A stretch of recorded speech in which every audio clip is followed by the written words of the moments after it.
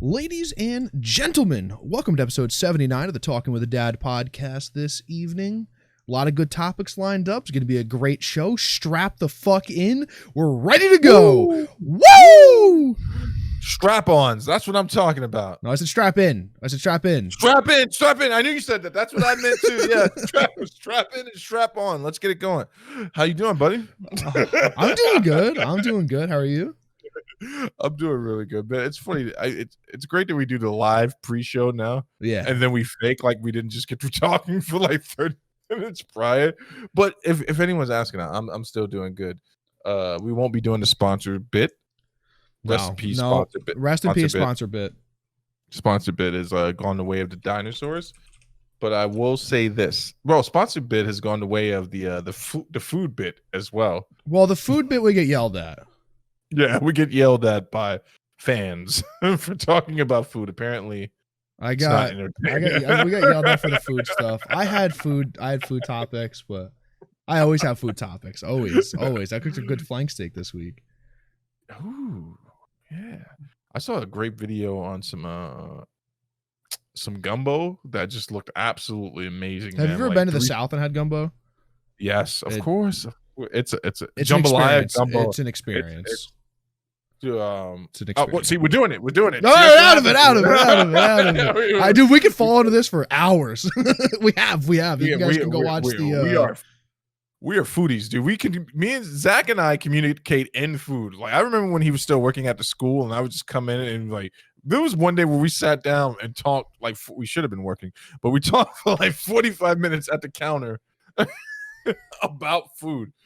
And I looked up and it was one of those customer people there, and I'm like, I guess I'll talk to you later. Did you hear about that? Did you hear all the stuff we just talked about? Wow, this is awkward. I want to jump right into it, right? I want to jump right into it because I like giving Zach the alley-oop. A little secret. There are two things I really enjoy about our friendship. I love making him angry, and I love talking about things that are going to get a reaction out of him. Now, it doesn't always go in my favor, because sometimes I'll bring up something that I like, and he thinks I'm bringing a fresh lamb to the slaughter for him to shit on, and that's been the case ever since I bought Avengers. I probably should have never told Zach that I enjoyed the game, because he has found everything, and rightfully so, all facts, no conjecture thus far, but he's found everything wrong with the game, even some things I didn't ask him. But good news, Avenger fans. All 96% of you can now return to the game. They are releasing new content. The Kate Bishop DLC is coming out, and it looks amazing. But the actual Avengers story game was pretty amazing. So Kate Bishop will be taking place before I believe they introduce Hawkeye. And she's basically, I don't know if they have Kate Bishop set as his daughter in this game, or is she still just Hawkeye's apprentice. If you need to know more about that comic book arc, just hit me up in the chat in Discord or wherever, and I'll definitely break it down for you. But this is huge because a lot of people thought the game was dead in the water. They didn't think this DLC was coming out. It got delayed, and now they're releasing it. It comes out on the 8th of this month. Yes, it does. Zach and I were talking about it. There's not all good news for this DLC. So the story version, Zach, is being released in its entirety. Now, there's another part of the DLC that is being delayed, which is everything but the story. Sure. So there's some all the stuff that we wanted. No. So it's weird how they do Avengers games, right? So you beat the campaign, and then instead of clicking on campaign when you first load into the game, it's Avengers Initiative, where you could basically play through all the challenges without the story. So for some reason, and I don't know what this is, I read many articles. It's like New Game Plus. No, that's what I thought. This is so it's worse than New Game Plus. This is something someone came up with in the bathroom right before they went into the meeting. Like literally before the meeting and the pitch, they were like, "This is what it is." So apparently, like a couple of the antagonists that you fight against as Kate Bishop in the pursuit of Hawkeye, you can just play that portion. And that portion, the developers said, Square Enix, they like, it's not as polished as we want it to be. We're going to release that a little bit behind the actual story campaign release. So what that probably means is, if I'm deciphering it, and then I want to get into this part after, I'm going to let you shit on it, and then we'll bring it back. What that probably means is that you're not going to be able to play as Kate Bishop with other people, which is going to kind of suck. So I could play her solo, but you're not going to go jump into a multiplayer. Who is Kate Bishop? I have no idea who this character is. So Kate Bishop, she's not one of my favorite Marvel characters. The long story short, she's Hawkeye's Robin. That's all I need to say. That she's okay. She's Hawkeye's sidekick. Okay. yeah, she's Hawkeye's sidekick who becomes the new Hawkeye. But she became wildly popular in a very niche community, and I'm sorry, it's true because of some interesting story arcs and the positioning and the release at the time. But if you need to be caught up in less than 30 seconds, she essentially was a sidekick who became the replacement for Hawkeye. And some people really enjoyed it. But people were really looking forward to Hawkeye in this game, and they were wondering, is that going to get canned? So you can let out a sigh of relief, Avengers fans, all three of you. Hawkeye his DLC will be coming, but this takes place first. So Square Enix has alluded to the fact that they are releasing all the DLC. It's all going to be free. They just did their this was stupid as hell. They just did their last market revamp, the store market, and they made it seem like it was going to be a big deal. Like, okay, so they'll probably allow you to spend more money inside of it now. I just want to go check it out. Just wanted to talk to it, see what it was doing, and I'm like, it's nothing but emotes in here. I'm like, there's not even. You know what I've always wanted Hulk to do? Dance. Wanted to hit him with this guy. But now that I've got all the facts out, I'm gonna hand it over to the shredder. So here's the biggest issue, right? We're seeing content added to the game, which is fine, which is great, right? The game needs content. It lacks content immensely, and that's kind of the biggest issue with the game. It's releasing the same week that Cyberpunk is. You can't release something like when the fucking Super Bowl, like shows cancel that night because the Super Bowl is happening, Right. This game is that level. You don't see people release games the same week that Call of Duty is coming out. And when they do, they fail, right? Right. This isn't going to bring players back. They released it at the wrong time. It needed to come out last week or in January. Like it might even had to have come out in February for it to be successful. That's really all that I have to say. Like, whatever. It's going to add 4 more hours onto the size of the story, which is a plus 40% increase, which is cool. Right. But it's coming out the same week as maybe the most anticipated game of this year. And it wasn't even supposed to come out. It was delayed. Right? Indefinitely, right? It was delayed until further notice, right? So they should have fucking rushed it. Right. Yeah. And had it come out this week. Like it should have come out on Monday. Right. Because listen, it's not the 8 people that are going to download it and play through it are not going to take a week to play through it. Let's be fair. No. Right. No, you're gonna smash it on the hardest level. You'll smash it in a few hours. Right. In maybe 3-4 hours. And then they decided to release it in the same week that Cyberpunk comes out. And they're almost setting themselves up to go, oh, you know what? This DLC didn't work for us. Maybe more won't. Maybe we need to back away from this project. They haven't even recouped their development costs yet. And now they're dumping more resources into a game that's not going to sell more copies because of Kate Bishop. Let's be fair, right? If someone was on the fringe of Avengers and they're like, dude, you know what? I want to wait until it has more content. That's a good place to be as a consumer. And then for them to be like, all right, Kate Bishop, like Black Panther would have sold more copies in my opinion. Adding fucking Hawkeye would have sold at least 7 more copies. I don't know, right? Like it would have sold. Kate Bishop isn't selling copies. Or how about this, right? Definitely do Black Panther. And I'm not trying to capitalize off the death of Chadwick Boseman. That's not what I'm saying. But I am saying that people in this, in a bid for empathy, they want to play as this character, right? People are just like, man, I just want to be able to play as Black Panther. It seems like the appropriate time, especially since they teased it at the release. Or you could have done something that Zach suggested when the game was released, pivot and go, hey, we need to release Spider-Man. We need to release it today. I don't know where it's at, but we need to release it to But it's only coming out on PlayStation. It is already confirmed that it's only coming on PlayStation, right? So again, now you're alienating yourself into a corner because you're only that's a character that would sell too, by the way. Because of the love of the games. Release it on every market. Dude, I don't care what PlayStation fanboy. If I'm in that meeting with Square Enix right now, but they can't with Sony. They can't spend more money for the license with Sony or Fox or whoever owns the Spider-Man license, right? Sony.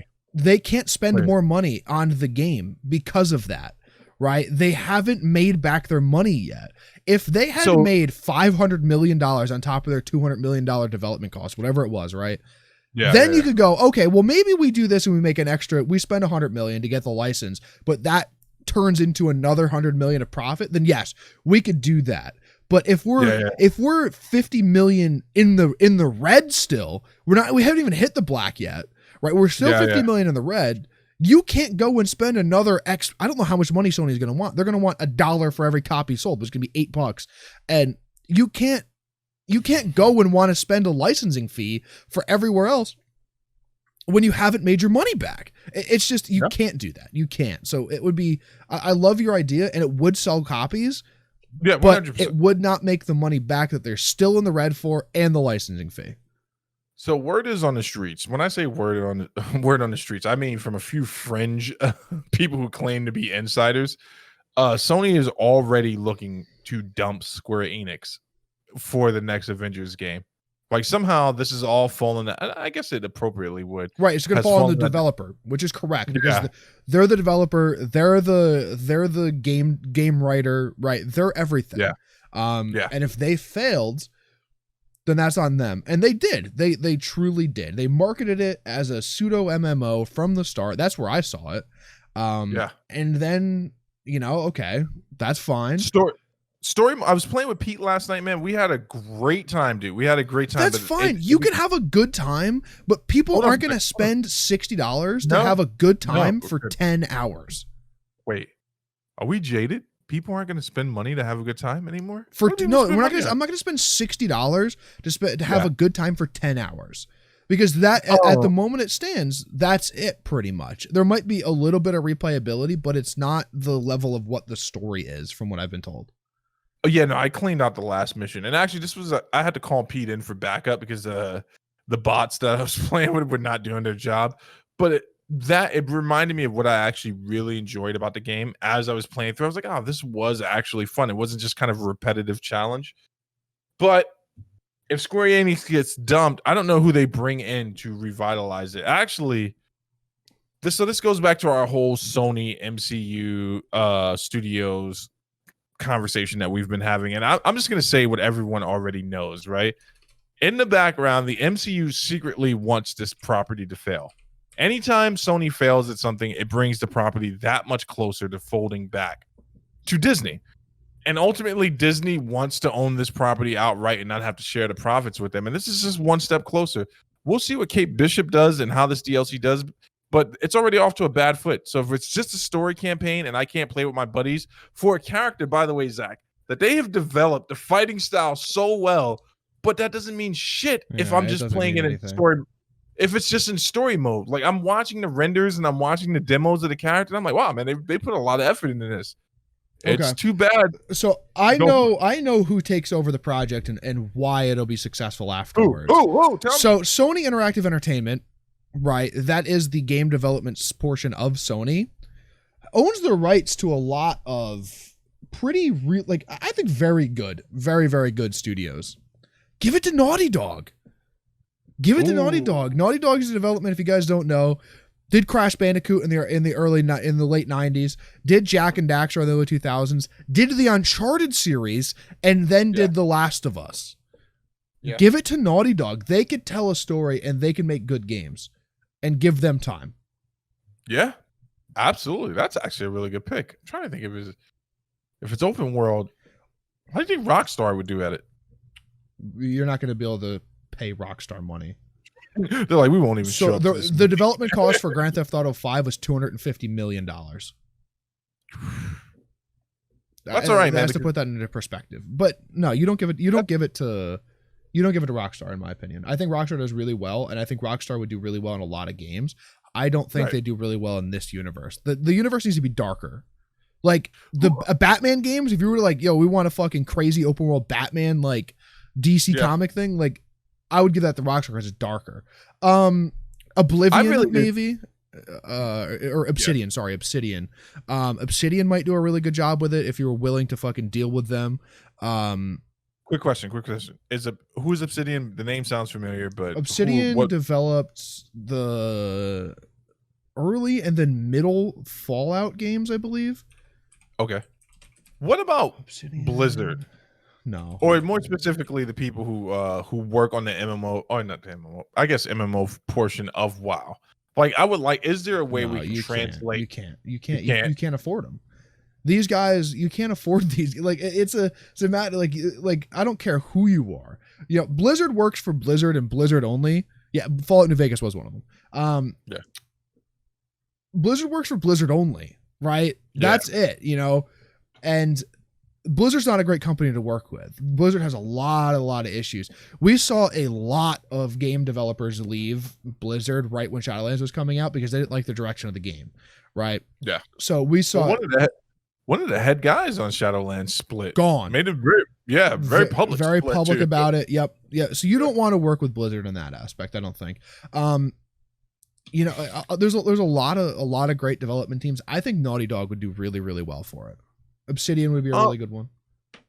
Who developed what was the DC online game? We talk about it all the time, man, but as I get older, Sony, it might have been man, who was it? It was a Sony studio. What, it wasn't Insomniac, was it? Insomniac did Spider-Man. I wouldn't be surprised if Sony tapped them to do it, but I don't think Insomniac wants to touch this property at this point, man. At this point, no. Especially with how good Miles Morales is doing. So they're releasing the votes, fan base votes for Game of the Year already, and Miles Morales is number 2. Yeah, for sure. So it's going to be under Cyberpunk. Yeah. I think developers. No. Daybreak. No, you don't want these fuckers near anything that you do, dude. You don't want these idiots near anything that you do ever. Like, if you were running a hot dog stand and a Daybreak fucking exec came up to you, you're like, get the fuck away from me, dude. Get away from me. In your mouth and step away from the car. You piece of shit. Get the fuck out of here, you idiot. And listen, I loved H1Z1 when it came out, dude. H1Z1 is the pinnacle of Battle Royale games ever. It is the best Battle Royale game ever made before they fucking ruined it. And Daybreak ruined it. So fuck them, dude. Fuck, I was going to tell you something I thought was pretty interesting and then I lost it. Yeah. No, it's not actually it right now. So number 1 and number 2 for Game of the Year is Ghost of Tsushima. Is that the name of the game? Okay. Yeah. Which actually, by the way, had a very, very successful DLC online. The game was incredible from what I've seen. If you like the Souls style game, that's even harder. It's even harder than Souls generally, because in Souls you could upgrade your weapons, and Ghost of Tsushima, if this is the same game that I'm thinking of, you can't one sword. That's it. You can't fucking upgrade your weapons. So that's pretty neat. Dude, I was watching some Soul Calibur tournament, me and the other 6 people. And I was thinking, you said that before I did. I was gonna text you and be like, "Hey man, just come watch the commentary on this." I really want to revitalize the Soul Calibur community, but before I do that, I got to commit to getting the Avengers to where it's at. I'm sorry, Soul Calibur. They need me. They need me more than you. But Kate Bishop is coming. They promised that all the DLC, they being the developers for Avengers 8. I'm sorry, it's not called AD anymore. It's just Avengers. Marvel's Avengers. So, the video. Marvel's Avengers. So we're just waiting for Hawkeye. I'm going to stick around for Black Panther. And obviously I have it on. If the DLCs are free, stick around for all of them, right? I'm not going to fault you for playing the DLCs of a game, and especially when they're free. But if they were like, hey, Hawkeye, $5, $20, I'm going to punch you straight in the mouth before I let you buy that. I'm getting out of here, man. Kate Bishop, good luck to you, man. But if you guys want to see something really cool, I'll send a video to Zach. Maybe we'll put it up in the Discord. The actual mechanics and animation for her fighting style, it's friggin' awesome. Like, they did a good job on that. Too bad it's only going to be in the story mode. And man, I'm sorry, I'm still reeling from this episode of The Mandalorian. So if I get a little emotional during the show, it was just amazing. But I'm going to jump right into number 6. You scooped me right on the live chat, man. So this is real news. Zach confirmed it. His sources called him from the UFC office. He's got plants in there. They sit fairly close to Dana.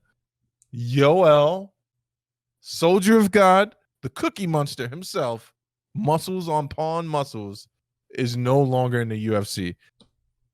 3 fights left on his contract, you said, right, Zach? There was 3 fights left on the contract. Just outside of the UFC now. No longer within the UFC. incredible. That's a dis- loss. That's a loss for the UFC. That is a Did they dissolve the contract completely? Because they've done something like this before, where they let the person go, then the person went to go pursue another career in another organization, and then they wound up going to the court over it. So is it completely from what I dissolved? saw, Or it says that he has the rights to pursue other organizations. So I would assume that the contract is out. I didn't see the contract and I didn't see the official break of the contract. So obviously I can't break that down for you 100%. But as far as I know, he is outside of the UFC looking to sign to another organization.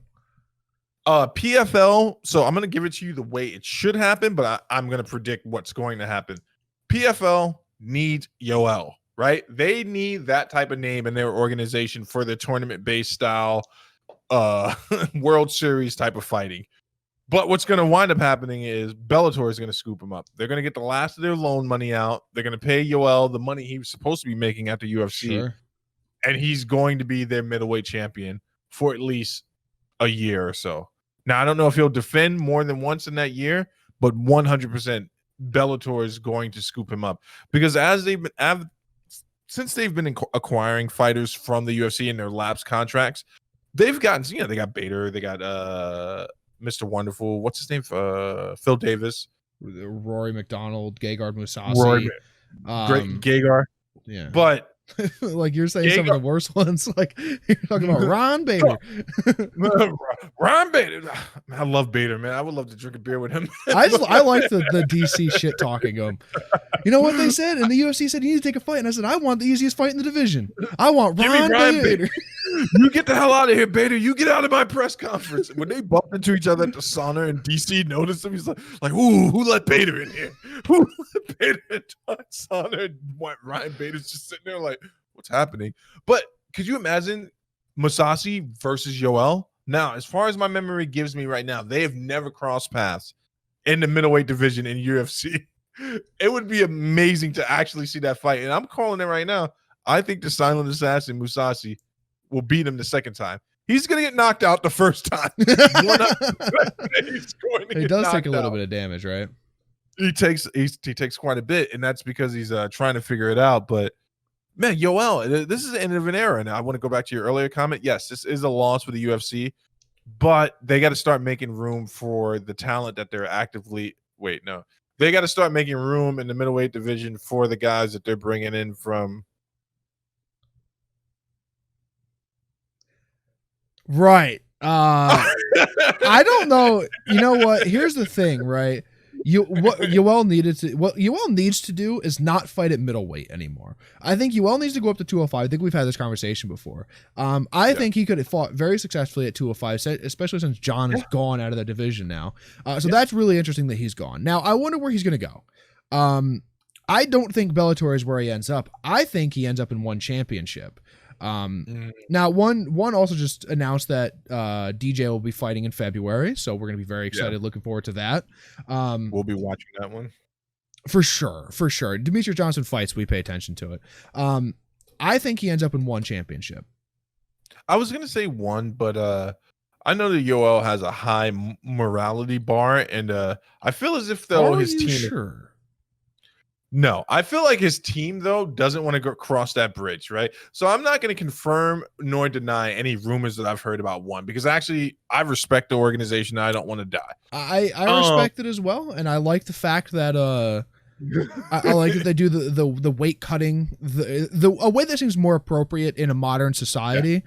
But I've also heard some rumors that that they're basically just the Pride guys. It's the Pride and not the right Pride guys, but I'm not mad at the good ones. Yeah, I'm not mad at Yoel going to Pride. Here's the thing, though, man.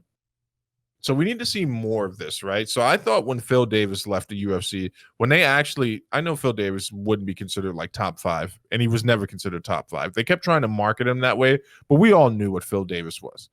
But when he left the UFC and Rory left either shortly thereafter or before him, I was like, all right, I'm like, this is it. It's finally happening. They're going to start to have to crack open a real recruiting, system where they I thought, and Dana was like, Steve, no one pays you to think. Shut the hell up. But this is another step in that direction. I think they need to lose someone that they really value as a company person. So if they ever lost someone like Cowboy Cerrone, Cowboy will retire. They will never let Cowboy out of a contract. Cowboy will retire. Robbie Lawler will retire.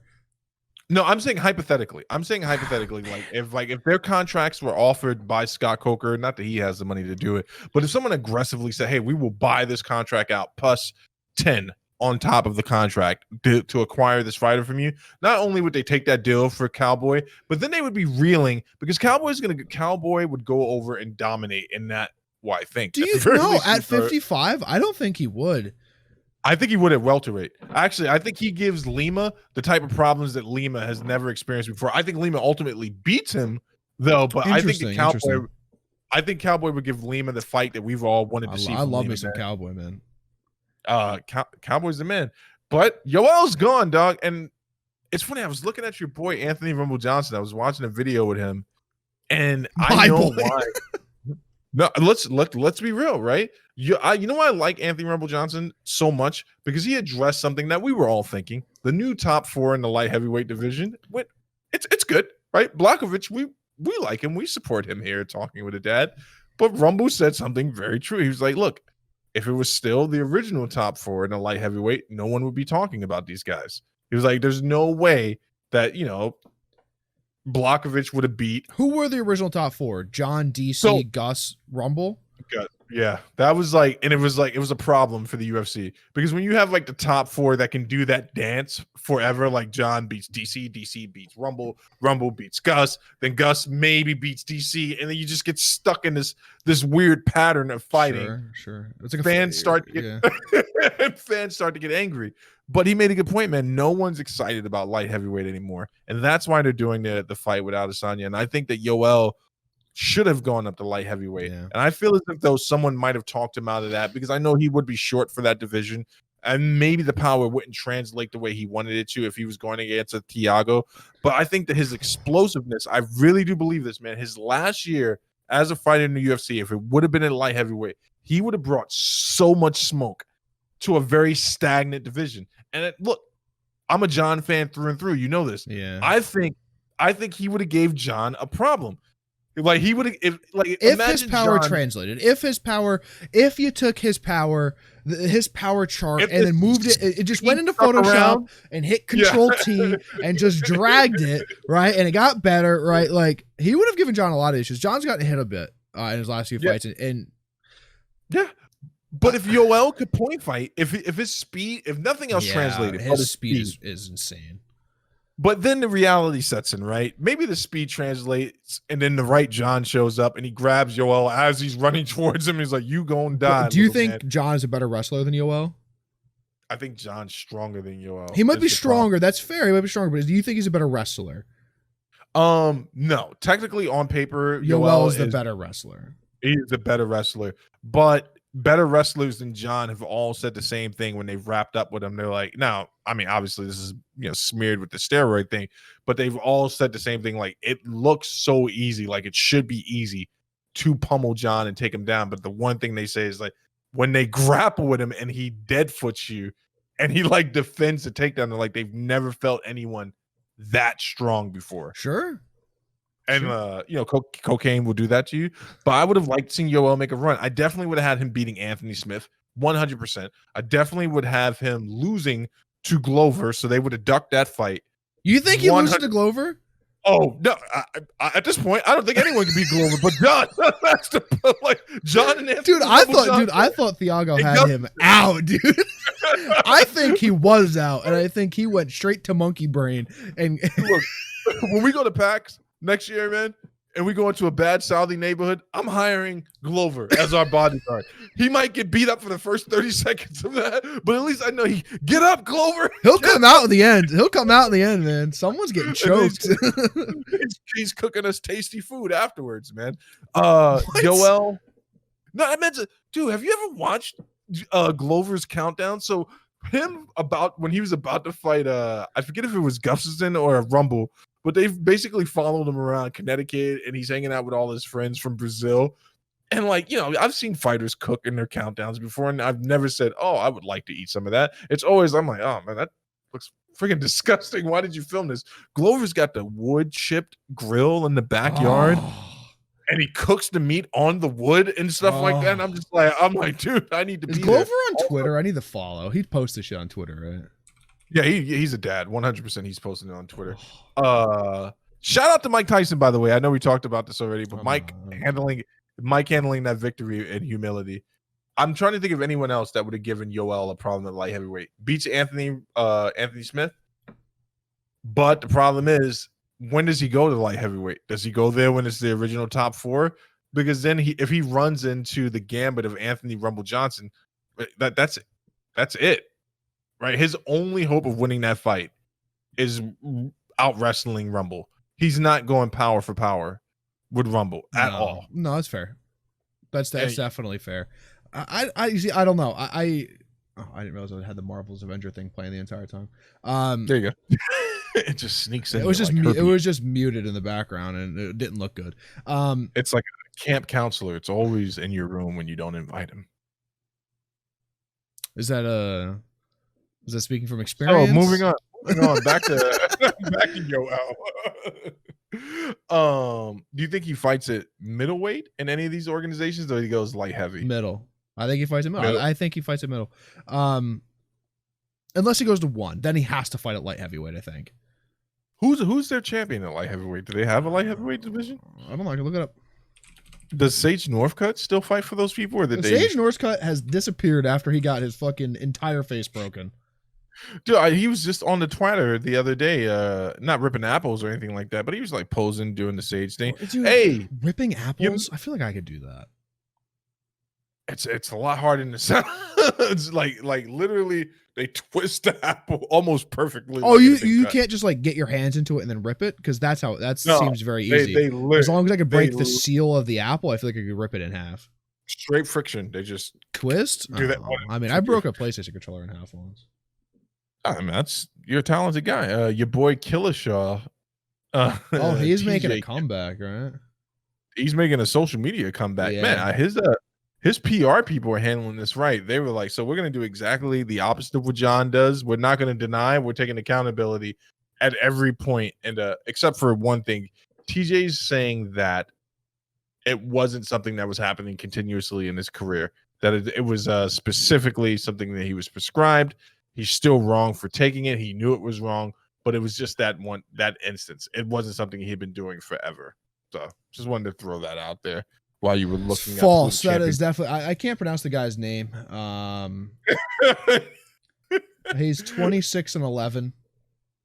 Okay. Actually, he lost on October 30th. Oh, it was the middleweight championship. Okay. He was defended. Oh, he was a middleweight light heavyweight champion.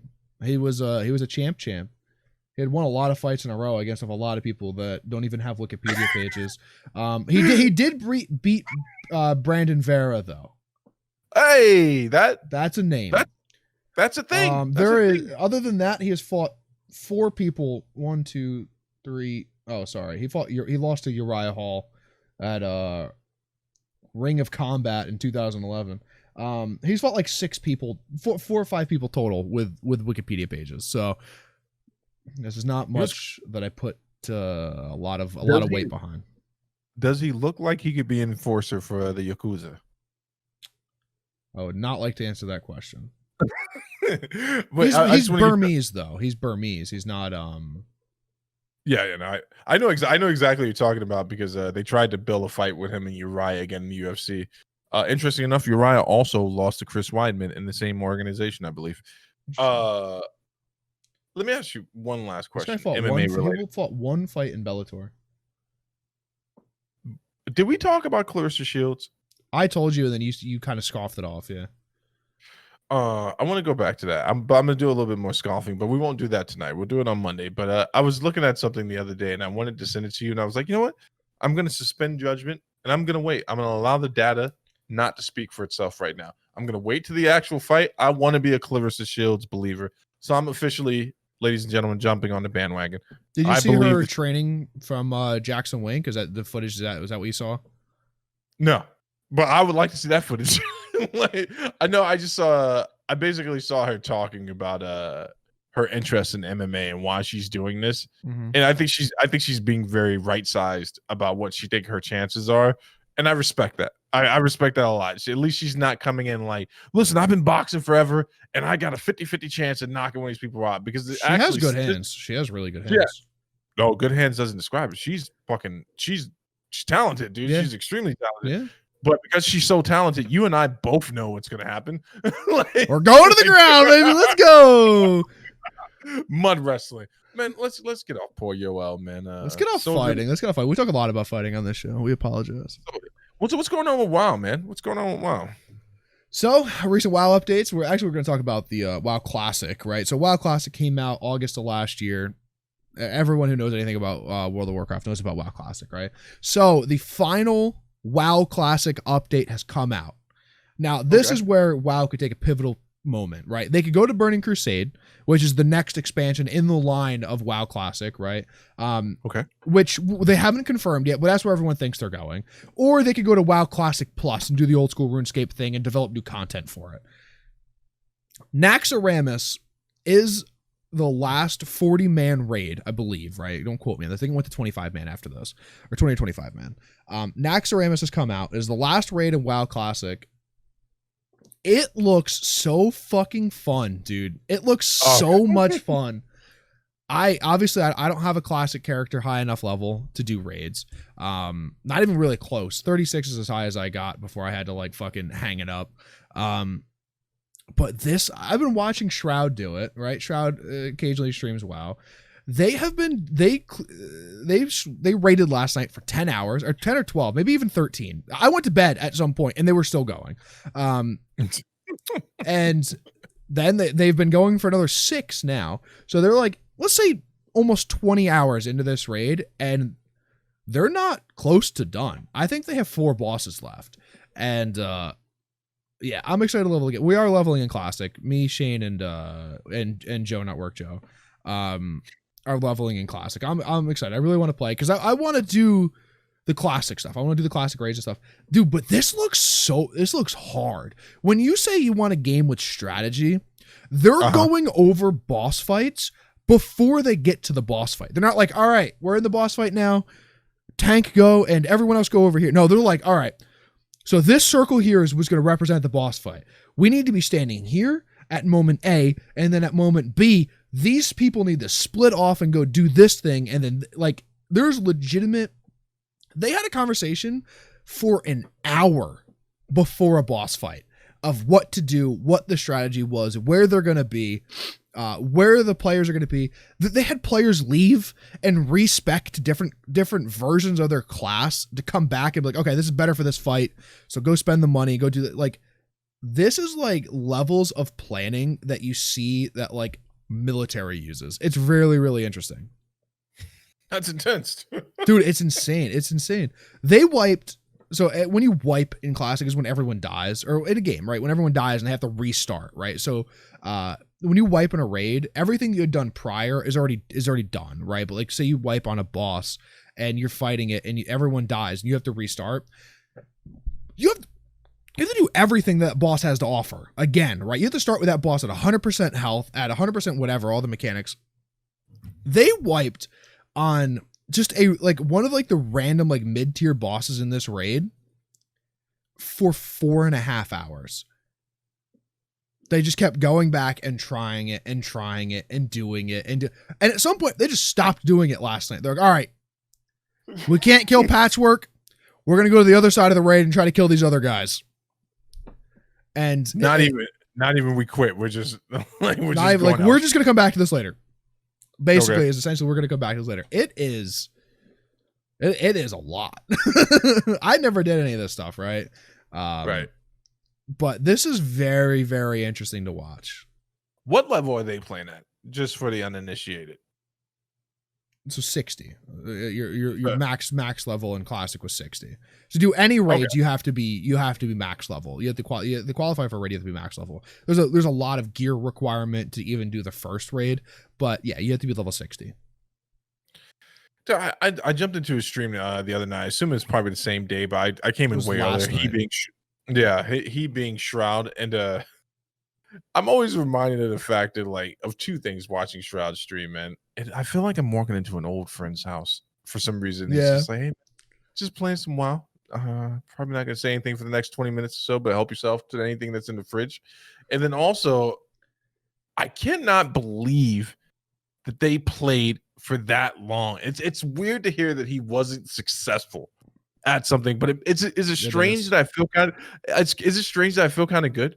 Like, No, it's not. like, It's not that, right? This is, but it's just it's that hard, right? It's that hard. After last night, they left, and then we're like, all right, Shroud, when we come back tomorrow, you can't be a damage dealer anymore. You're now on healing duty. We need more healers. We need our damage isn't the issue. We need more people providing health to the tanks.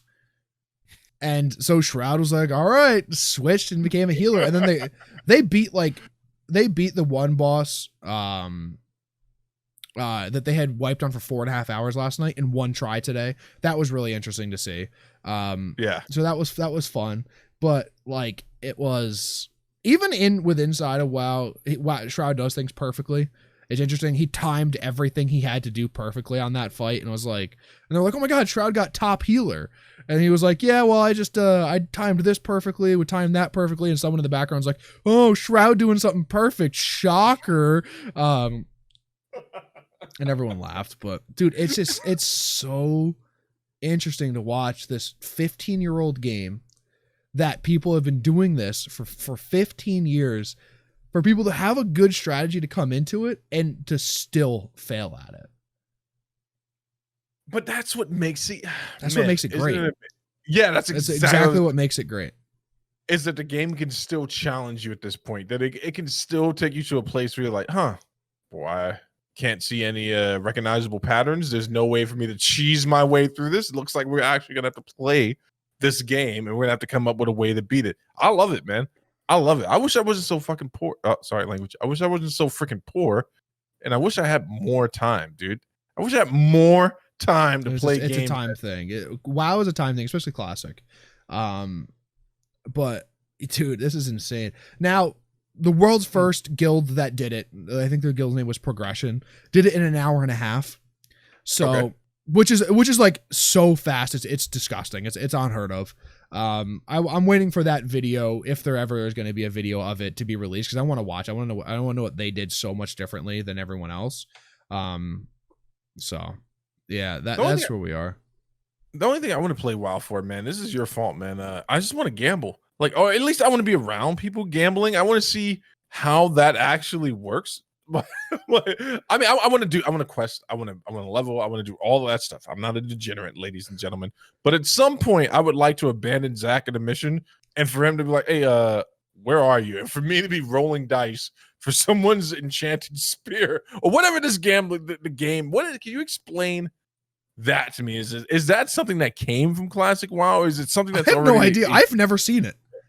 Oh, really? I've never seen it. So if you listen to the video that we're referencing, the guy says it's like a hidden underground gambling ring.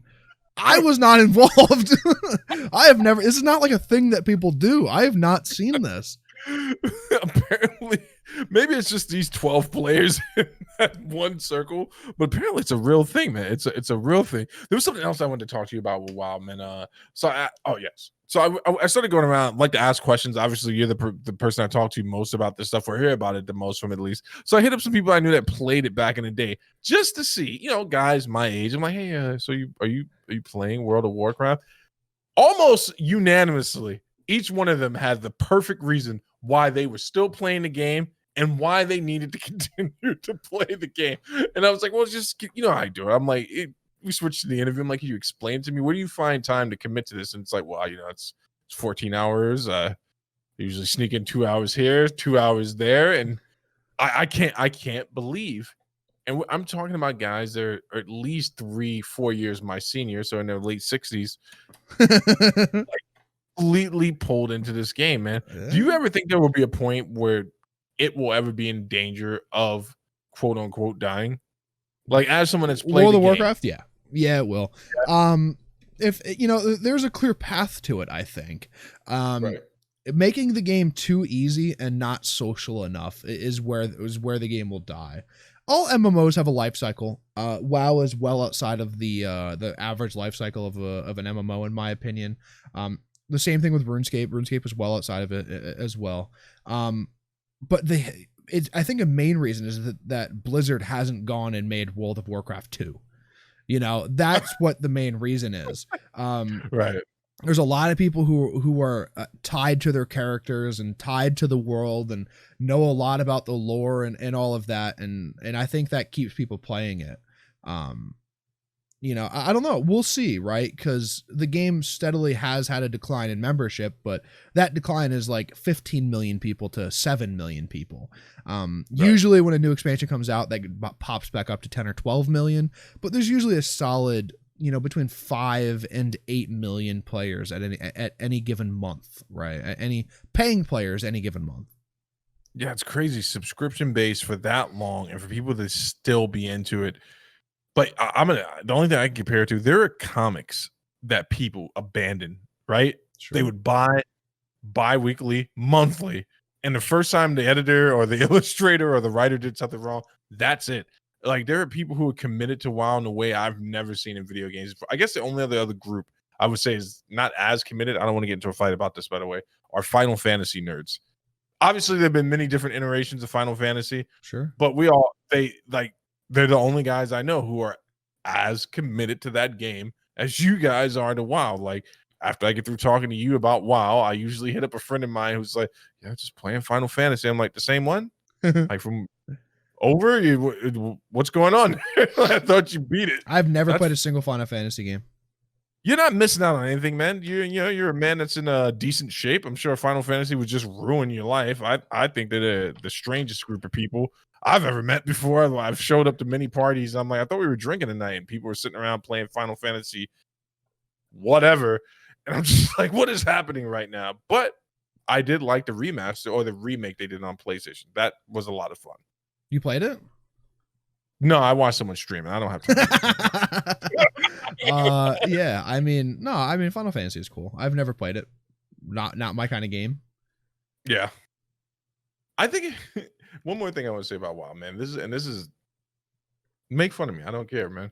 I really, really do like reading some of these gag reels, like the in-game chat of people miscommunicating with each other during fights. It's quite possibly one of my new favorite things. Okay. Like, so I stumbled upon this video that was about 1 hour and 40 minutes long right before I went to bed. This was after you sent me the gambling thing. I was like, well, let's see what else is going on in this universe. And there's literally, I'll see if I can find it and send it to you. There's literally a video of people doing missions together, and it's edited very cleverly where they cannot communicate correctly. And it's like, and it's the guys like, no, just come into the Discord. All right, we're using the in-game chat. No, come into the Discord. No, please stop. And then you see the other guys typing them in the chat. I'm like, that's got to be isolated. But apparently this is something that people, or maybe it's newer players, struggle with a lot with WoW. They don't know how to communicate in the game. But you've never reported anything like that to me. Is that a thing? Is that like something? I don't know. I don't try to communicate with people, right? I play solo like 70% of the time, and then when I'm playing with people, it's people that I know. You don't venture into the unknowns. You don't try to engage the rest of the community at all. Never. I would never want to do that. I'll run dungeons with random people, but I don't say a word other than like, all right, good job, guys, at the end, and then I'll leave. Like, that's it. Or if someone in chat is like, hey, I don't know how to do this fight, I might, if I know, I'll try to explain it, but that's it. Yeah, no, they send you a friend request and you're like, oh, no. Nope, never. Nope. I make it very clear that I don't want to be friends. So when you guys start to play again, are you gonna stream it for the people, man? No, god damn it. Stop trying to get me to stream. I don't know why. I don't want to. I told you, I'm your Don King, man. We just got to find your Robin Gibbons, and I'll have this thing sold up real quick. I don't know what any of that means. I don't want to stream. Don't want to do it. Nope, I'm good. We've already started playing. We're already level 10 or something. I know. I was playing games. You guys were playing Divinity last night, and I was like, oh, I'll jump in the chat. But I was like, oh, it seems like a bad idea. They've probably been playing for quite some time. I'm not going to be that weirdo who just comes in like, hey, everybody. Well, I mean, you could have. Oh, nah. You have permissions in the Discord for a reason. No. I let the professionals stick to it, man. Me and Pete just cleared out some stuff in the greatest game that's ever been played. But I am going to play WoW again someday. Just I need time, man. I need time. Can you help me with that? No, I can't. You have screwed yourself with time yourself. You know, no one else. You can't blame anyone else for your shortcomings. Is that a shortcoming that I don't have enough time? Your children are short at the moment. Oh man, they are short. They can't reach anything. They're like 5. All right. Sorry about that. Moving along to something I've been like, when I put it on here, I was like, man, I can't wait to talk to this fucking degenerate about this shit. Cyberpunk is coming, folks. Yeah, it's coming. It's a real thing. Soon. It's happening. Not only is it coming, some people have already gotten their early copies. Yes, There've they been have. a few, and they released. When I say they, maybe you can fill in the gap. Who's the developer of the game again? CD Projekt Red. All right, so those people released a statement acknowledging that people have gotten early copies of Cyberpunk, and I actually thought this was pretty funny. I've read the whole thing, and it was not a veiled threat. In fact, as threats go, this was as direct as you can be legally. Yeah, and they basically just said, if you're a streamer and you go for it and you ruin this, that's it. But I'm obviously ad-libbing it a bit. Yeah, this is fairly common, right? You could easily secure early copies of many games, Call of Duty included. There is an embargo on it, right? And you have to respect that. Generally, people get access 24 hours early. The embargo is usually about 24 hours early. I'm going to watch someone play it. Let's be fair. I'm not going to buy Cyberpunk. I'm not going to play it for probably a solid 6 months. Right. I'm on paper and I'm on the podcast saying that I don't think the game's going to be very good. I don't think a game that gets delayed as many times as Cyberpunk has will be incredible. People's expectations of it are so high that it can't possibly reach that expectation. I don't know if it'll be as bad of a flop as Death Stranding was, because people do enjoy that game, but it does look disgusting from the outside. Hold on.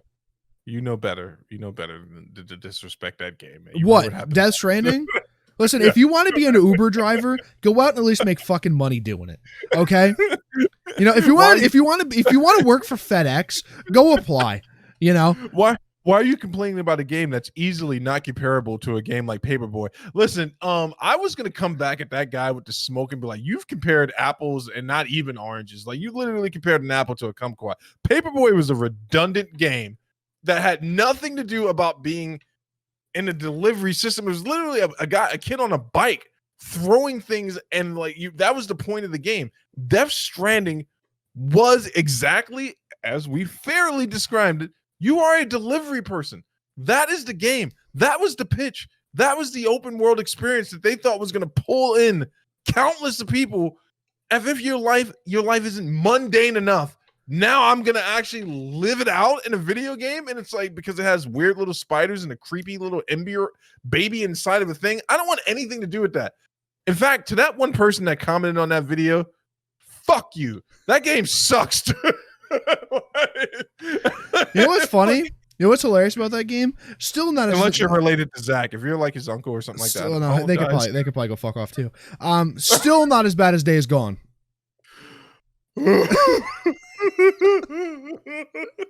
I tried to play it the other day, but I literally, you think I'm joking? I will pump myself up like I'm going to the gym. I'm about to push 400 or something like that. I'm like, today's the day. I loaded into the game, got killed by a zombie. I was like, fuck this fucking game. But no, I'm pumped for Cyberpunk. I will not be buying it though, right? This is not my type of game. This is right up there with friggin' Red Dead Redemption. It looks visually amazing. Red Dead's a good game though. Red Dead's a good game. Red Dead's a very good game. I don't have the time to commit to it, but someone did break the embargo. I was trying to find the link so I could put it in our notes for tonight. Yeah, I would have watched it. He got pulled quick. I mean, like, before I could click on the link that someone had sent me, it was gone off of YouTube. But I would really only show up for one thing. I want to see what Keanu Reeves could possibly be doing in this game. I He's a character, man. Red Dead is a very okay game. No, Red Dead is one of the best games ever made. The franchise of Red Dead Redemption, the 2 games that there are, plus Undead Nightmare, are fantastic games. They're absolutely, they're better than The Last of Us. They're better than Uncharted. Like, they're very, very good. It's crazy, man. A friend, what up, Eli? A friend of mine let me borrow Red Dead, the first one on PlayStation 3, and he also gave me God of War. And I was like, well, I guess I'm playing God of War. And I never played it, but everyone always says the exact same thing. Very strong community. Same thing with Cyberpunk, man. Like, I know that it has surpassed your rule of how many delays was it? 2 or 3? 3, right? Usually anything past 2 is sketchy. 3 is garbage. Yeah, I know it's broken that, right?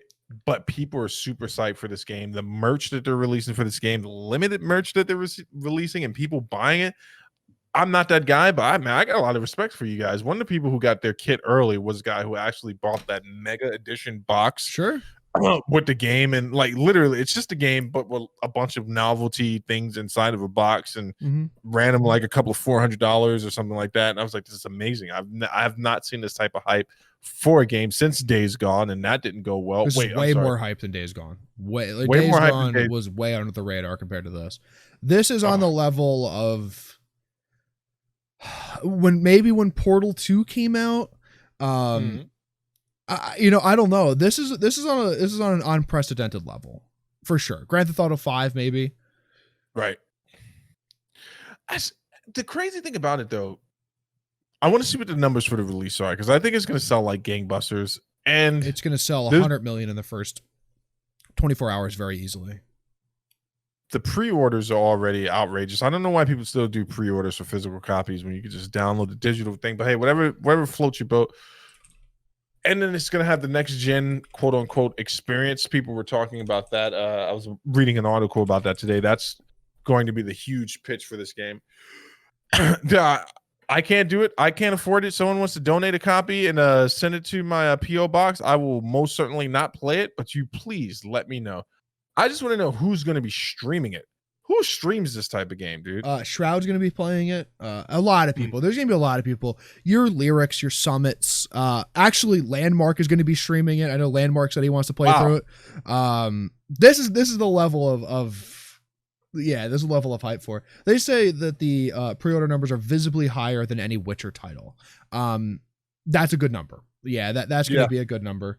So, dude, listen, I'm excited for the people who want to play this game. I am, because it's so big. But it's not going to be for me in the first, until it goes on sale. I'll buy it once it goes on sale, but it's not going to be for me off the rip. I will watch the Netflix animated series though, but the timing on all this stuff is actually pretty amazing. I know Cash is pumped up for it. I do think that a lot of people's expectation won't be met, but maybe I'm wrong, man. Maybe this is the game. Maybe this is the game where the delay does not matter, and people are just going to play it and they're going to be like, man, this is amazing. It does not matter that it was delayed 3 times. The people who made The Witcher, right? The Witcher 3 is widely considered one of the best RPGs ever made. Like, I could see the game being very, very good, but it worries me that it was delayed so many times. Let us know in the Discord or in the chat if you're still feeling this game, or if you're worried. Everyone is feeling it. I'm the only one on the internet going, this game is gonna suck. And this is why, like, I'm not gonna lie, man, I don't even want to say this on record. He had warned me multiple times about Days Gone, man, and there was a lot of hype for that game too, man, based off of that one reel they released at whatever expo it was. And I'm just like, it's gonna be amazing. I don't know when it's coming out, but it's gonna be amazing. And man, you called it. Shit was trash, and it will never be anything more than trash. But I'm gonna go on the record and say I think Cyberpunk is going to be one hell of a viewing experience. So that's why I'm just gonna sit back and watch people play. Yeah, well, you have very nice TVs, so it'll look very, very good on that for sure. I watched it. I go over to in the school. I go over to the demo section, the TV section. You have a better TV than any of those shitty TVs back there. That's not true. I am a poor person. In fact, if you come here If you ever find out where I live, you will find out how poor I am in property, but rich in bullets. So please don't listen to a word that Zach is saying. We don't have any nice things in this house. Nicest thing in this house is that painting right there. It's a canvas. Right there. It's not even. It's so nice as a canvas. It's not even a painting. I actually kept the artist here himself. He did that. Help. I went back and I looked up some of the lore for Cyberpunk. And I'm a little bit more confused about what the story is actually going to be. So I want to see what they're going to do in the actual game. Everyone is, because there is no lore for it. This is just a game that's been talked about and hyped and you know, wondering when a release is going to be for like 8 years or something. God, could you imagine working on a project for 8 years? No, I would fucking cry. Oh man, I'm gonna buy Death Stranding for you for your Christmas gift. I mean, that would be a really funny joke, but it would definitely be a waste of like $8 or whatever they're charging for that game now. Oh man, screw Death Stranding. Last the last thing I want to say about Witcher 3 also had two discs that could have been the standalone games. It's true. Yeah, it's true. It's 2DS. It's Shane. It is the game, my favorite game that I have yet to finish. At 100%. I've been stuck in the opening scene of The Witcher 3 for about 2 years now, and I'm having the time of my life. I don't think the opening part where you have to go through the training area. No, even I got past that. Oof. No, I got stuck on the part where you're fighting the dead. You have to liberate the dead baby and make it into a good spirit. I mean, I literally got stuck playing on hard that one portion for a full year. And Shane pretty much ridiculed me every day. He's like, just start it over, man. Just start easy. You gotta start. You can't play that game on hard with I've never played it before. It's killing me. Oh man. Shout out to the Cyberpunk fans. What is it releasing for? How much is it? 55, 60? $60. How much? $60? Yeah. God damn. Every game is 60. What do you mean? Every game. Not Miles Morales. Miles Morales because it's a DLC. Freaking amazing game, man. Amazing. Have you played it? No, I refuse to watch any footage other than I watched the fight mechanic stuff on it, but I haven't watched anything about the story yet. I know how it concludes because it's pretty fairly easy to figure out what's happening there, but no, I won't watch it. I almost bought it on PS4 for Gavin, but then I was like, you know what? Maybe one day we'll actually get a PS5 and I'll regret this decision because a lot of people who've been playing it on the PS4 said it sucks. It sucks to play it on the play, and I'm like, but comparatively, what do you? Yeah, like I would have to see. You'd have to give me a breakdown as to why it sucks. And it's probably because you don't know that your game's running at 30 frames per second, and that's why I would assume. Listen, we're in new breaking ground. 60 frames per second. 60 frames per second. You can scoff at all you want. If you're a console player, I'm not scoffing at you guys, man. I realize I am. I realize you've stepped into the next era. God damn it, Zach, you're pulling me down the tube with you, man. Let's speaking of down the tube. HBO Max. Now this is a good thing. We love HBO Max here. They're one of Zach's private sponsors. We enjoy absolutely love HBO Max. Yeah. They have South Park. I have no issue with them. I think that they actually have the best LPs that any streaming service has. You can't even debate it. You can't debate it. Like HBO Max has a catalog that is unrivaled by Amazon, Netflix. First of all, we all know that Netflix has a lot of garbage. For every one good thing you find on there, there's like 12 things you've never heard of. HBO Max has the catalog. But the unfortunate part is they don't have the subscriber count yet, right? So there's been a bit of a convoluted approach in the launch. People aren't very happy with the price. How much is it? $14.99 or $16.99 a month? I have no idea. Right. So unless you have AT&T or you got grandfathered in through Verizon's deal, I believe they had something running for HBO Max. It's about $14.99 to $16.99. So in a bid to increase their subscriber account, HBO Max has decided with Warner Brothers and AT&T, the first step was they're going to release Wonder Woman 1984. The deal goes like this. It's going to release for 30 days on HBO Max. Then it's going to roll back to the theaters. I don't know why they would do that. Theaters aren't going to be a thing anymore, but this is their way not to completely break their contracts or their relationship with the theaters. Okay. So everyone was like, cool, right? Better move for them than it was for Disney with Mulan. Disney has still not released the numbers on how Mulan did, but we all suspected it did poorly. This is going to be great for them. Wonder Woman coming to HBO Max, and you're going to get to watch that on Christmas. Then I wake up the other day, phone's going off the hook. WB decides and releases, no press, no presser, nothing like that. Boom. Any movie that was slated to come out in the theaters for Warner Brothers is now going to HBO Max first. So what does that include? Victory! $15 a month, according to Shane. What does that include? The new Suicide Squad movie, 30 days streaming, Okay. no additional price, no interest. Okay, keep going. Matrix 4, no additional price, no interest. Yes. Go ahead. The new Mortal Kombat movie, going straight. Keep going. Keep going. I haven't found anything I'm interested in yet. Going straight to HBO Max. Snyder Cut, all 4 hours of it, straight to HBO Max. You're gonna get all that content for free. Yep. And then there are a bunch of indie movies. Zach has no interest in this. I get that, but I'm going to continue to use HBO Max as a South Park machine, and that's it. It's his daily driver to watch something that he could literally watch on YouTube for free. Well, I literally can quote. I can quote most episodes. You know how many episodes of South Park I could legitimately quote? How many seasons are we into South Park? 20 something. Mid 20s, 22, 23. So listen, this is what I'm trying to tell you people about HBO Max. The fact that they have all of it, and it's not, there's some streaming services will have a skip in the content. You know exactly what I'm talking about, where you watch all of season 4, you move on to season 5, and you notice that there are episodes missing, and those are blacked out in your area. No, HBO Max has all of that shit, and it's available. So here's the ball kicker, though, right? So this is all great. Movie theaters are shaking in their boots. This is only in America, though. So people in London Are there even movie theaters in London? Yeah, I'm sure they go to movies. What do you think? They're savages or something like that? Yeah, fish and chips, and then they go to a movie. I fuck with fish and chips though. Not over there, you won't. It's not the same shit that you like here, man. I like a nice deep fried cod. Absolutely, I would fuck with it for sure. I'm gonna get you some English made fish and chips. It's probably bland, right? I hear English food is bland. I hear English food is bland, dude. There's one thing that I would love to try just once is a full English breakfast. Oh, with the blood sausage and everything, and like the beans and shit, like the fucking baked beans. beans on toast. It sounds crazy, man, but it's actually really good. I don't like regular baked beans. Like that is a dish at like a barbecue that I'm like, you know what? I'm gonna pass. I'll have the mac and cheese. I'll have the pasta salad. Like I'll have all that stuff.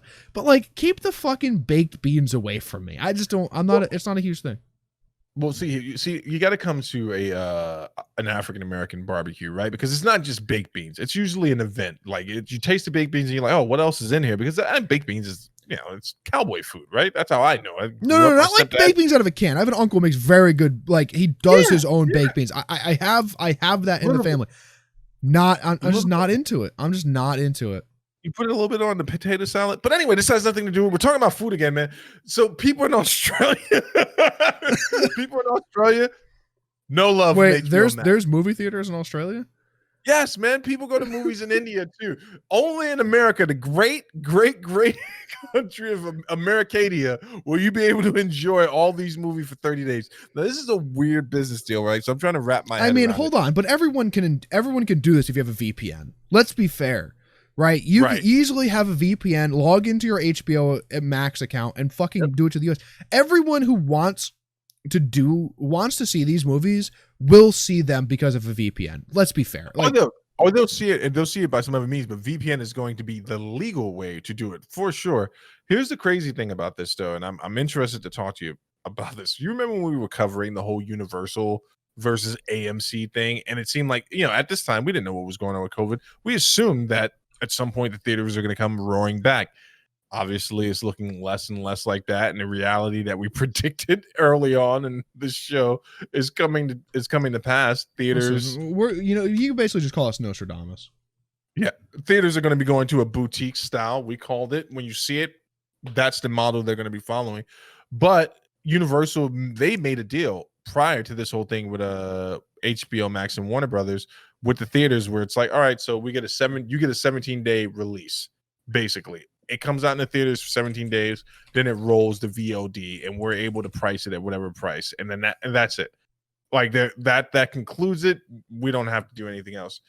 The runaround with this is 30 days. You'll be able to stream it nonstop for as long as you want, and then it rolls to the theaters for sloppy seconds. And anyone that's still willing to go out during COVID time to go see a movie will be able to see it, but not until it finishes its run on HBO Max. Okay, but listen, the movie experience, like going to a movie theater, is the best way to see most movies.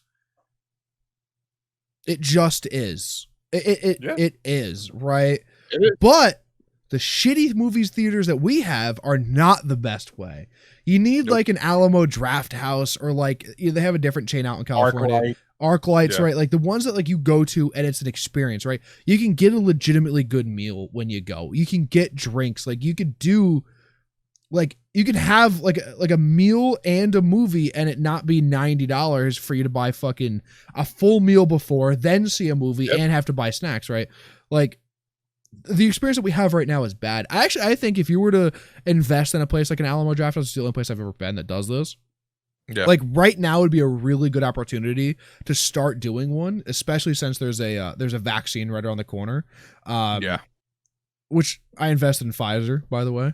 I'm gonna see a good return on I want you guys all to remember that when this shit turns to I am. But I'll be a shareholder. I'll be good. You'll be one of those villains held up inside the Citadel, like, we knew exactly what would happen. Yes. And they're like, how many shares did you own? And I'm like, 5. Well, I took those 5, killed 80 people with it, and now I have 8 million. No, I get what you're saying. I 100% agree. The experience of going to a movie, if you have never been to the what's the name of the place you just said? Alamo Draft House. Or ArcLight, or any of the theaters that you can go to anywhere in California, or even in I think they have a really nice one in Connecticut. They have there's a big chain in Texas that's pretty popular too, if I remember correctly. That should be the experience for going to movies. I think from a business standpoint, though, obviously everyone's saying, all right, so this is the writing on the wall, right? When the first studio stepped out of line, Universal, to do it, Universal had a bit of a better bargaining chip. We were all officially on lockdown. Everything was canceled, right? There was no movement. They released Trolls at the perfect time. WB knows that they need to do this, one, because of their shit tier launch of HBO Max. Let's just call it what it is, dude. Not enough people they didn't understand what it was. How is this different than HBO Go, HBO Now? And then people who had those two services woke up one day and they got an email like, oh, hey, by the way, they're gone. HBO Go and HBO Now. Fit in. I like how this is the third streaming service that HBO has had. What just happened? So Steve cut out on my end. Is the stream still live? Is anyone still here in the chat? Oh, Steve back. And now I have no audio from Steve. Can chat hear me?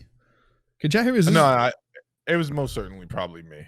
But no, undoubtedly,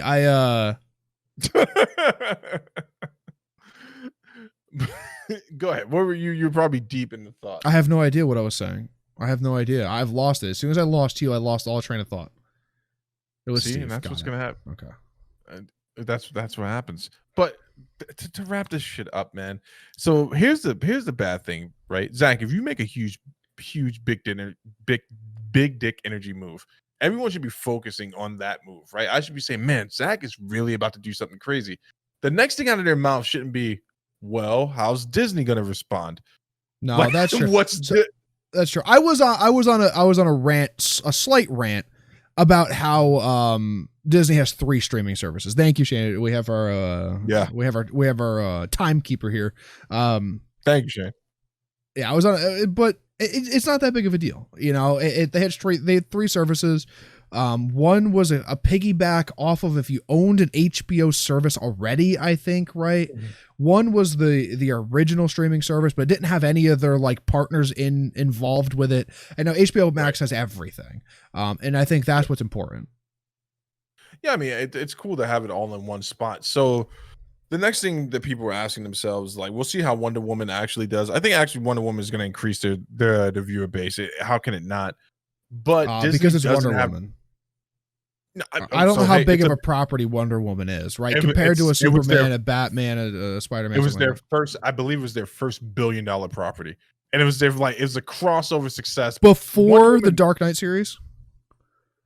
The Dark Knight series, at least one of those movies made $1 billion. Let's be fair. DC proper and Wonder Woman made $1 billion like rather quickly. Like it competed on a level with the MCU. Not as good a movie as any of the Dark Knight movies. I wouldn't even say Wonder Woman is as good. But you said it was their first $1 billion property. But I'm saying for the DC. But I'm saying for the Dark DC, Knight. Dark Knight was before that. For the DCU, the extended universe, that's their first $1 billion property. I know you look at those three films as if it is DC, but those are Christopher Nolan films.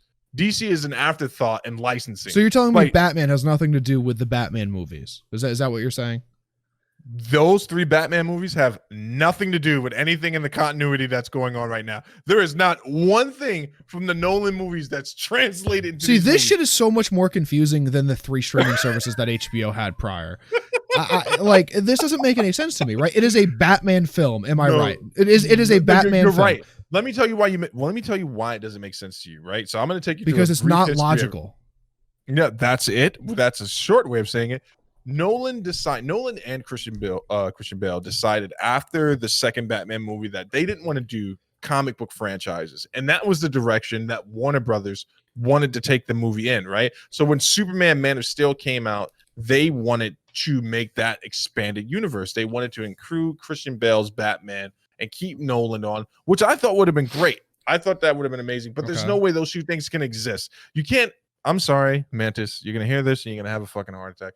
There's no way you can have an artist like Christopher Nolan and fucking Zack Snyder working on anything in the same universe. It's not going to happen. I don't know who is Zack Snyder. What has he done prior that I would know that would make that a relevant statement? 300. Never seen. He's done Sucker Punch. Never seen. Man, I just went through this list with Roy the other day. He's done quite a few movies. He's very, very. I guess I could have just Googled him. Yeah, I could have just Googled him. But he's like, in my opinion, Zack Snyder is like the new Michael Bay, right? But Christopher Nolan and but Michael Bay was just the explosion guy, right? Yeah, but he was also the big film. When you think of he's from Green Bay. Zack Snyder's from Green Bay. I like him. He's in my court. Shut the fuck up, son. He did Dawn of the Dead. He did do Dawn of the Dead. That was a great movie. He's done like 12 films or something. Yeah. No. Trust me. Everything 300 was the thing that really put him on the map commercially. I think Dawn of the Dead should have done it, but 300 was the thing that put him on the map commercially. But the Nolan movies just would not have fit in this DC universe that they have now because they were better films and they were actual films. This whole thing is just going to boil down to this, man. It's either going to pull in subscriptions for HBO Max or we'll be looking at HBO's new streaming service, HBO, whatever they want to call it. Because at the end of the day, if this doesn't bring in more people watching, a studio committing to make this type of move to save the subscription service, then nothing is. That's fair. And that's it. My original point, Disney doesn't have to respond to this because right now they still hold all the cards in regards to streaming. I heard a strange number, man. They had more growth on their streaming service than HBO had in its entire lifespan. Sure. We look at the companies, right? Look at the size of HBO versus the size of Disney. Yeah. And look at the stuff HBO's gone through to get where they're at. There's a great documentary about the rise of HBO and what they actually were able to do in TV and who they had to take on to get where they're at now. Right. But here's the thing, right? Here's the thing. The conversation of best television show will always have an HBO property in it, and it will never have a Disney property in it ever. I would have agreed with you up into this year. Go ahead. With The Mandalorian? I definitely would agree with you. Now, HBO has the greatest shows that have ever existed on TV. You think The Mandalorian is better than Sopranos, The Wire? No. You think it's better? Not what I said. I think they have a show that can now be in that conversation. Because just even the shows that are great on HBO, like The Sopranos, great. but falter towards the end. Unless you The were a Sopranos is diehard the fan. best show ever written. Up there with Seinfeld. It is the best written show maybe ever. Okay, subjectively, Seinfeld had better ratings than The Sopranos, but its ratings started to wane. I said best I agree. written show. I didn't say best rating. I said best written. But that's still subjective. That's very subjective. Like there are people who agree with you, but there's no way to measure that on a mass scale. Unless you did a real vote where you got people to sit down. No, but here's the important thing. I'm not disagreeing with you. Sopranos, Rome. I thought Deadwood got done dirty. That was a great show. I don't understand what happened there. Sure. What was the other one? The Wire, Sure. first 2 seasons, amazing. Oz, first 4 seasons, amazing. Got really weird towards the end there. Don't know. That's a show you don't want to watch when you're in a good mood. HBO has more shows in the conversation of what is the greatest piece of TV ever made than Showtime ever will. You can't name 2 shows that would be included. I couldn't from name Showtime. a single Showtime show. Westworld, amazing, had a great start. That was on Showtime? No, Westworld was on HBO. I just keep naming off the hits for HBO. But I'm saying I asked for a Showtime show, and you gave me Westworld. Penny Dreadful. Penny Dreadful. I have no idea what that is. I've never heard of it. Exactly. It was a great show. You know why no one knows it is? Because people didn't even know you can watch TV on Showtime. They thought they were still watching like softcore porn on Showtime. That's what people know that for. Cinemax has competed with HBO in that market on Saturday night at 8:00 shows, but HBO has always dominated. The problem that they've had recently is just it's a great show, but the end. That's what people usually assign to HBO now. I see. Even with even the ending of The Sopranos is very good. No, that's because it was good. That it was a good ending. I don't know what people. I'm getting fucking fired up. The doctor told me not to get fired. I don't know what people were expecting from the ending of the show. Like, I think they went in with an expectation that it was going to solve their life problems or explain some deeper truth. The show is about a gangster who had a panic attack at the very first episode and how he was dealing with all that stuff in relation to the life that he had. And I thought it ended in a very Shakespearean way with the family sitting around together. I don't know if they got killed. I assume they did. That seems like that would be the obvious choice. I thought it was amazing. It's so good that people are still talking about it. I can't name 3 shows on Showtime where people are like, well, what do you think the ending was? True. Did you know Chappelle Show was on HBO Max? No, I thought it was on Netflix, and then people are boycotting it right now. Well, it's off of Netflix, but it's on HBO Max. I tried to look up if the HBO comedy specials are on HBO Max as per request. So I looked up Eddie Murphy. I think Raw was on an HBO special, right? And I couldn't find it. But it looks like the Chris Rock stuff is. Yeah, it's got to be. So you can see some of it. I just don't know, where the comedy specials are. HBO also has a huge catalog of documentaries. I mean, who some cares of the about best... that stuff? What the fuck? I am out of this conversation.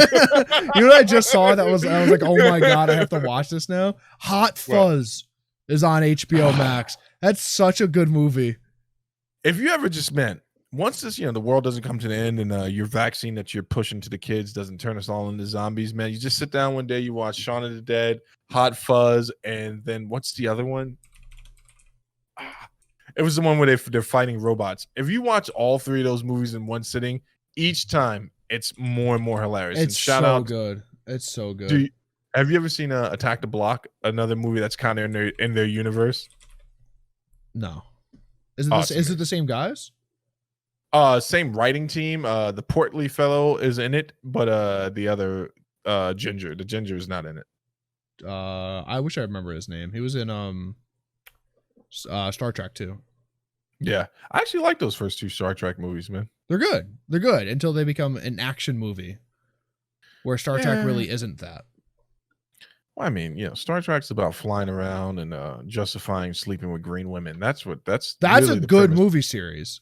That's way better than the space rebellion that Star Wars is.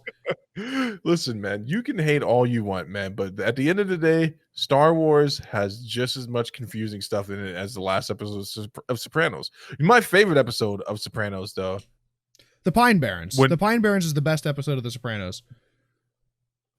One of the best. No. I would say it is the best episode, maybe, of television. Okay, let me refine a little bit more. Best scene in The Sopranos to me, according to me, had me rolling on the floor, and I should not have been laughing this hard. Right before Big Pussy dies. Yeah. You want to talk about like a moment of tension when they're on that boat? Yeah. And Big Pussy knows he's about to die, and he's telling that story, and then they all laugh, and it kind of makes you laugh too. Yeah. And then he looks at him, he's like, "Hey, Puss, is that story even true?"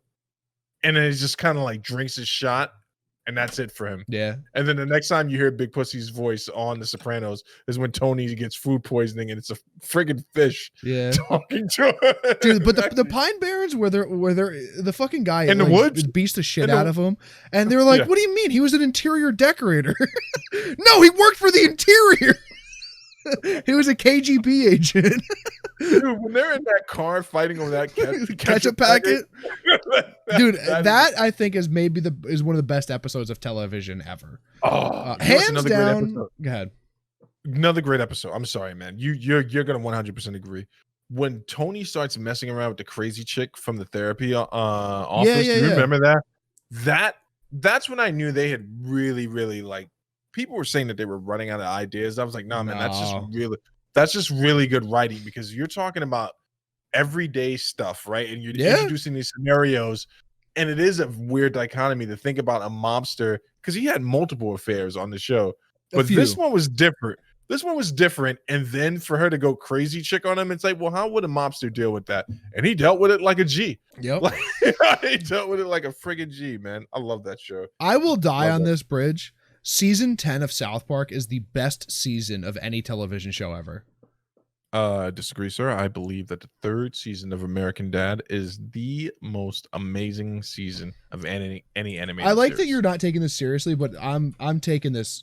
This is legitimately my opinion of what is the best season of any television show ever.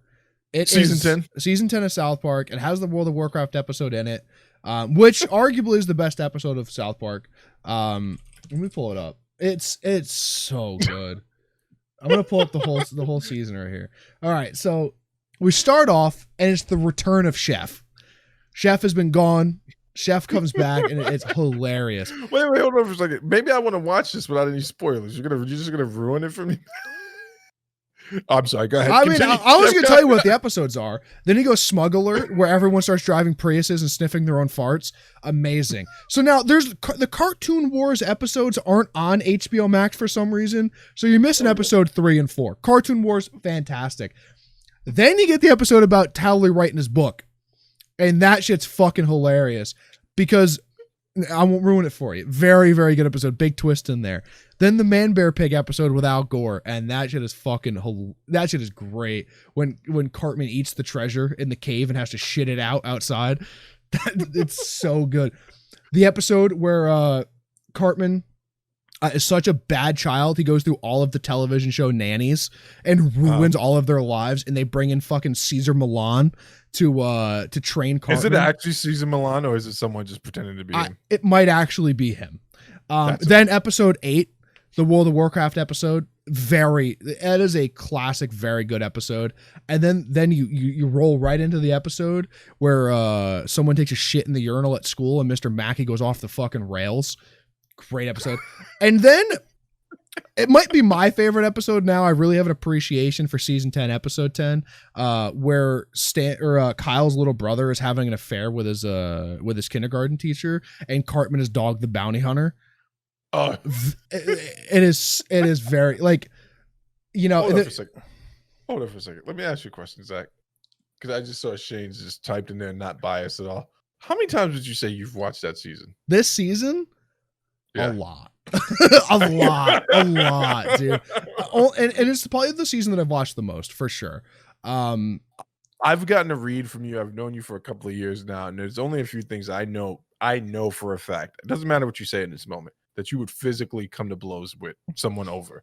I won't mention what the other two things are, but now I've added this to a third thing on that list. Like, I think if someone sat at the table and they're just like, yeah, overrated the entire season, there would be no reasoning. There would be no reasoning. There would be absolutely no reasoning, dude. You're crying as you're beating to death. But listen. All right. I'll give you that. I have no foot, and I don't have a dog in this fight because I have to go watch that season, so I can't form a real opinion. But I will say this. I'm willing to be proven wrong. I think Shane might back me up. He probably isn't, but I think American Dad, pound for pound, has the best holiday specials that any show has ever had. You have not lived until you've seen the episode where they killed Santa Claus and the elves fucking come. Oh man, my language. The elves come to get back at them. Dude, it is quite possibly the most violent shit that's ever been on TV. But there was the episode of South Park where the Stan had imagined these fucking forest critters, and they come and they murder everything. Listen, hold on for a second. And they have to get Santa Claus and Jesus to team up to beat the little critters. I could top that. When Steve gets kidnapped by Krampus, the Christmas That's demon. a good episode. And they're freaking singing to each other. Amazing. How did we get here from HBO Max? This is why the trades fired us and we're not taken serious in the reporting community, because we don't stay on topic. That's fine. Talking about freaking food with some multi-billion-dollar deal, and we just shove it to the side to talk about South Park. It's very important stuff. I do need to watch the South Park still, but I'm gonna go back and watch watch season 10. Fuck the movie. The movie no. The movie is trash compared to season 10. It probably is, but let me just the movie is very good. Dude, you don't understand. When I grew up, when I was like growing up at that age, and for that movie to come out in the theaters, we're talking about people were trying to get Mortal Kombat banned because you knocked a little blood out of someone. And I remember walking into that theater, and the show was already controversial. There was a mom there who with her like teenage kid. They got up and walked out of the movie theater when they did the fart scene for the Canadians. Dude, that movie changed my life. The only thing I had a stronger reaction to, like literally almost pissed myself watching, was Team America. That's what I was like, this is amazing. Yeah, it's very good. Dude, there are parts in season 10 of South Park that you will literally have to pause because you're laughing so hard. You know what? I feel the same way about Basketball. That's a good episode. No, the movie Basketball. No, fuck all of that. I thought we were talking about the Crack Baby Basketball episode.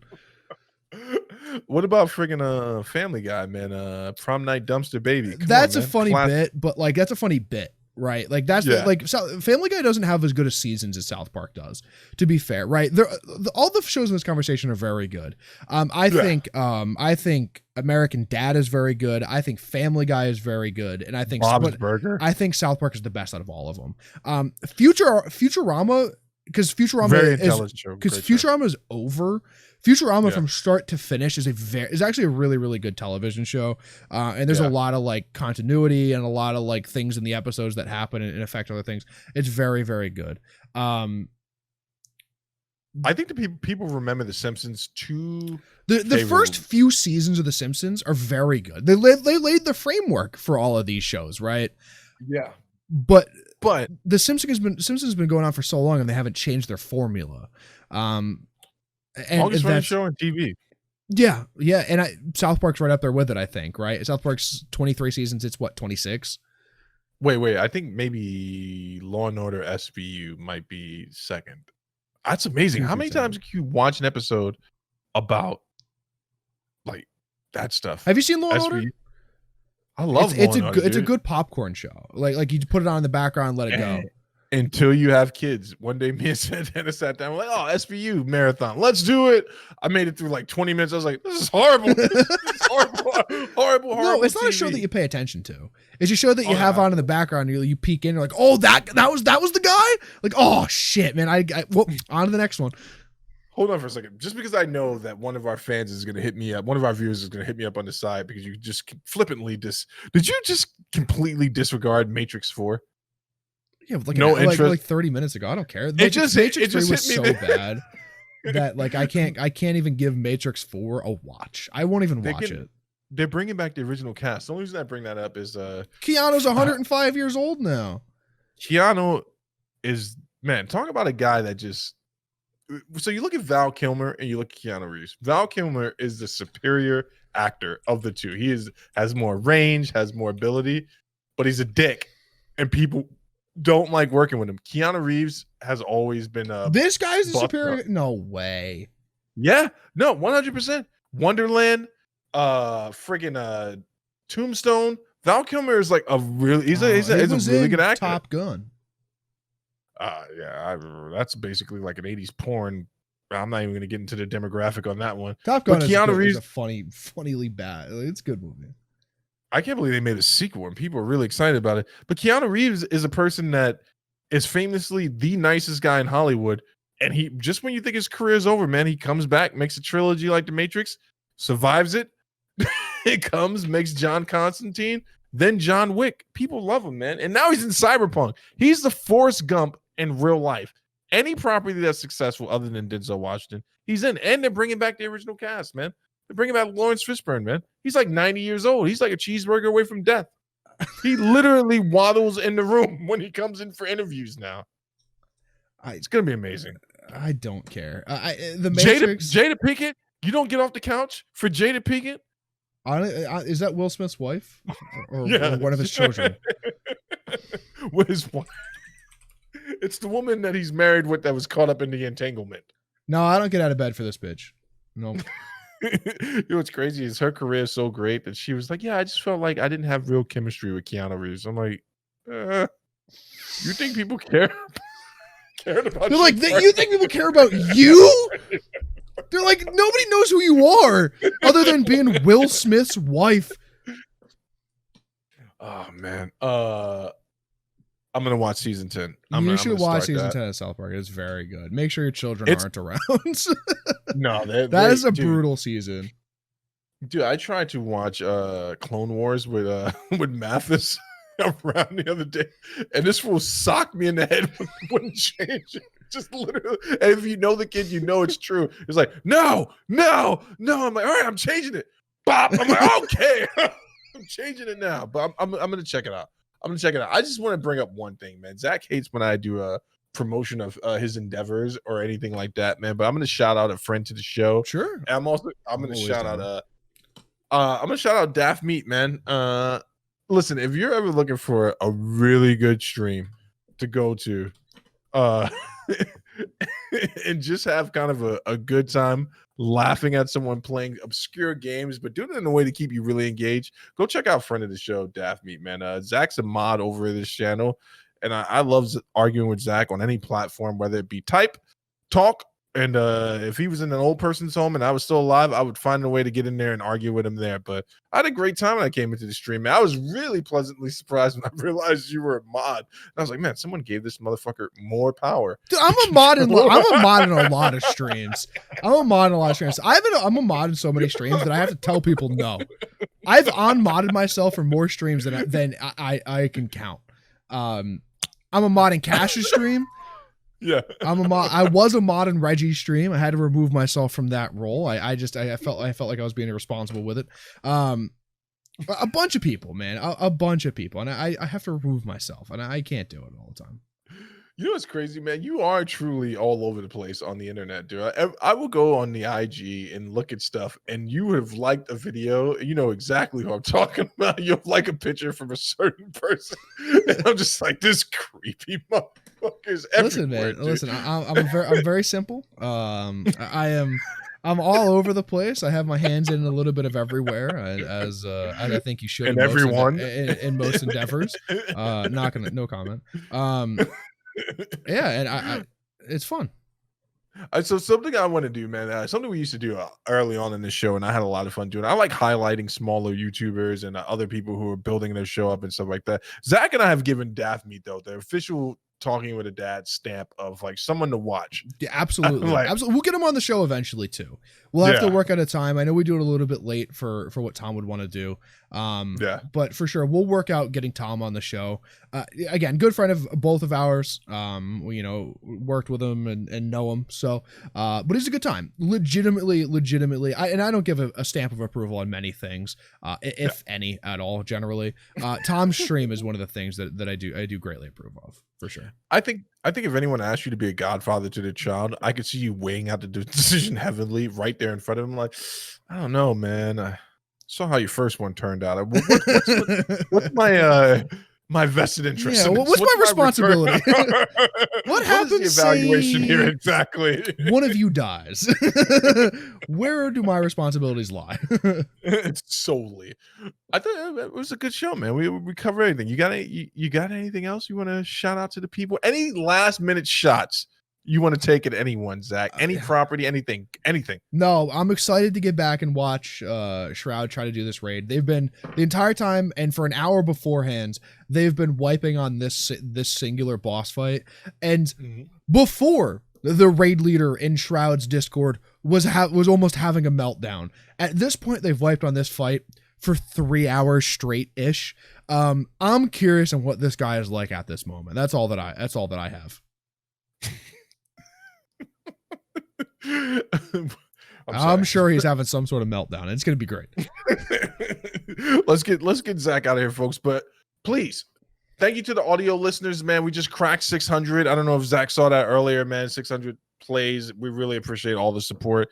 Yeah. Thank you for the engagement that we've been getting from our usual contributors and Discord. We really do appreciate the support, all the support on the Facebook page, Talking with a Dad page, and on IG. We're getting more and more interactions, and you can find us on any one of those spots. If you have a topic you want us to bring up, you're gonna have to hit us up on Discord, because we do not check our emails. Don't send anything there. Don't email me. Don't email me. If you email me, I'm gonna just send you a link back to the Discord. It's like, but Zach, please, I need that money you owe me. Like, hit me here and we'll talk. Yeah, we'll talk about it here. But otherwise than that, folks, thanks for stopping in. Live chat, stick around for a little while. We'll say goodbye to you guys in a second. Talking with a Dad, episode 79.